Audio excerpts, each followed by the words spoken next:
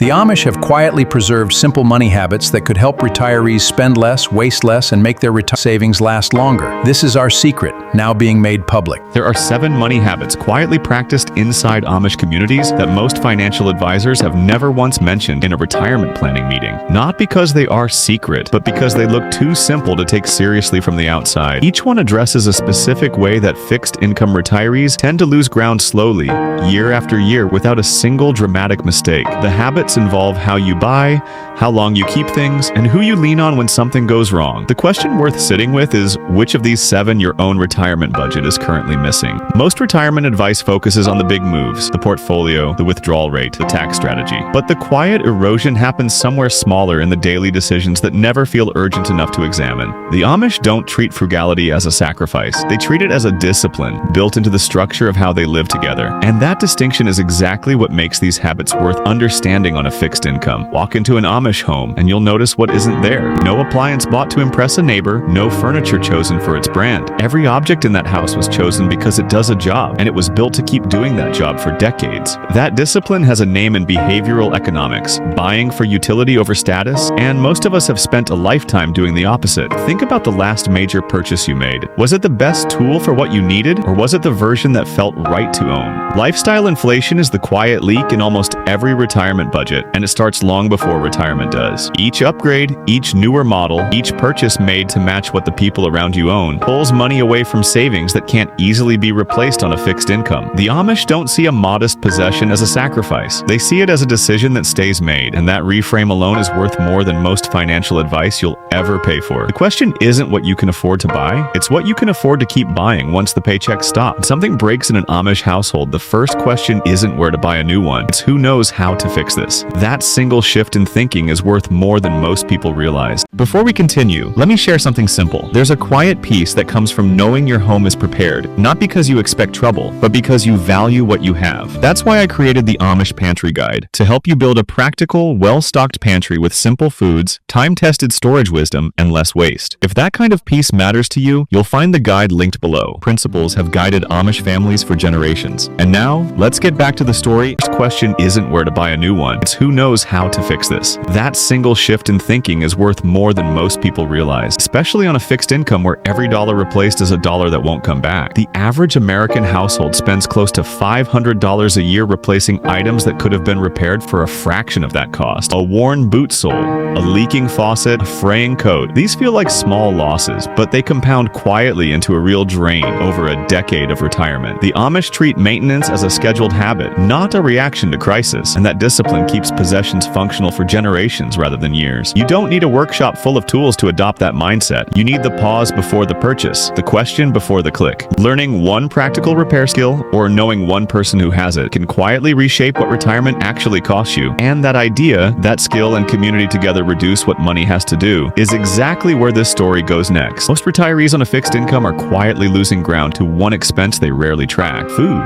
Not groceries, but the creeping cost of convenience. The takeout order, the pre-cut vegetables, the meal kit that arrived twice and then became a habit. Research on retiree spending consistently shows that food outside the home costs roughly 3 times what the same meal costs when you make it yourself. The Amish treat the kitchen as infrastructure, not a room you pass through, and that distinction carries real financial weight. A pot of soup made from scratch, stretched across 3 or 4 meals, is a budget strategy as much as it's a recipe. Growing even a modest container garden, tomatoes, herbs, a few greens, can shave a surprising amount off your monthly grocery bill without requiring land or expertise. You don't need to overhaul your entire routine to feel the difference. A handful of consistent home-cooked meals each week compounds into hundreds of dollars saved by year's end. The question worth sitting with is, how many small recurring costs have quietly become fixed parts of your life without you ever deciding they should be? Most retirees can name their rent and their car payment, but they can't name what they spend on subscriptions each month. That gap between what you think you're spending and what's actually leaving your account is where fixed incomes quietly bleed out. The average American household carries around 9 active subscriptions, and most people guess 4 when asked. That's not a small error. That's a second utility bill hiding in plain sight every single month. The Amish don't have this problem because every purchase passes through a simple filter. Is this genuinely needed, or is it just convenient? Convenience is the most expensive thing most retirees buy, and they buy it automatically without ever deciding to. Auditing your recurring charges once a year isn't frugality. It's the same discipline that keeps a household solvent across decades. Write down every charge that hits hits your account without you actively choosing it that month. What you find on that list will likely surprise you, and what you do next will determine how far your savings actually stretch. Two habits the Amish treat as inseparable are the ones most retirees never think to pair together. The first is saving small, consistently, even when the amount feels almost too modest to matter. An Amish household might set aside a few dollars from every transaction, not toward a dream, but toward a cushion, a quiet reserve that makes the next unexpected bill survivable rather than devastating. You don't need a large income to build that kind of buffer. You need a reliable habit and the patience to leave it alone. The second habit runs deeper than money. It's the practice of leaning on the people around you. Amish communities share tools, trade skills, and show up when a neighbor's roof needs work, not out of charity, but out of a shared understanding that no one weathers everything alone. Think about what that would mean for your own life, even in a modest form. A borrowed ladder, a shared ride to the doctor, a neighbor who knows how to fix what you can't. These things have real dollar value, and they cost nothing but relationship. Together, small saving and strong community don't just reduce expenses. They build the kind of resilience that no single account balance can buy on its own. And the most powerful thing you can do with both habits is make sure the people coming after you understand